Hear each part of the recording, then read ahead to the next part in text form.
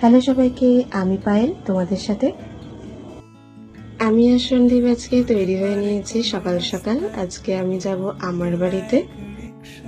আমি আর সন্দীপ বেরিয়ে পড়েছি আমাদের বাড়ি যাওয়ার উদ্দেশ্যে। তো চলো, বাড়িতে এসে গেছি। এসেই আস্তে আস্তেই মা আমাদেরকে ঠান্ডা ঠান্ডা এক গ্লাস লস্যি দিয়ে দিল খাওয়ার জন্য, যা খেয়ে এই গরমে ভীষণ তৃপ্তি লাগছিল।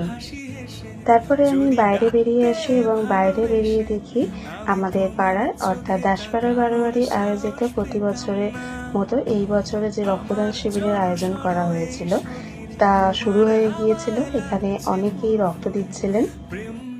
দুপুরে আয়োজন করা হয়েছিল বাচ্চাদের বসে আঁকো প্রতিযোগিতা। তো সেখানে আমি আমার বোনকে এবং ভাইপোকে নিয়ে যাচ্ছিলাম ফর্ম জমা দেওয়ার জন্য। তো এখানে আঁকা শুরু হয়ে গিয়েছে। ওই যে আমার বোন ভাইপো দুজনেই ওখানে বসে জোর কদমে আঁকা শুরু করে দিয়েছে। এই অঙ্কন প্রতিযোগিতায় অংশগ্রহণ করার জন্য বিভিন্ন জায়গা থেকে বিভিন্ন বয়সের বাচ্চারা এসেছিল।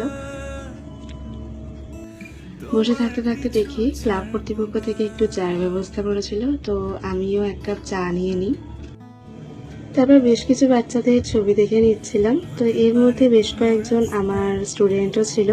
আর সবশেষে আমার বোন আর ভাইপো এই যে আঁকার খাতা জমা দেওয়ার পর বাচ্চাদেরকে আজকে এই টিফিনটি দেওয়া হচ্ছিল, আর সেটাই ওরা আমাকে এসে দেখাচ্ছিল। আমরা এখানে বসে গল্প করছিলাম।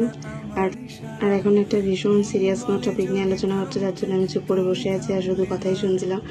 কোনো কথা বলিনি, কারণ আমি কিছু বুঝতেই পারছিলাম না এরা কি বলছিল।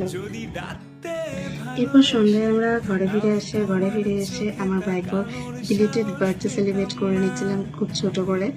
আর এতেই ও ভীষণ আনন্দ পাচ্ছিল। আসলে বাচ্চারা খুব অল্পতেই খুশি হয়, এটা আসলে সত্যি কথা। তো চলো, আজকের মতো এতটুকুই। আর দেখা হচ্ছে নেক্সট কোনো একটা ভিডিও নিয়ে তোমাদের সাথে। তো ততক্ষণের জন্য টাটা।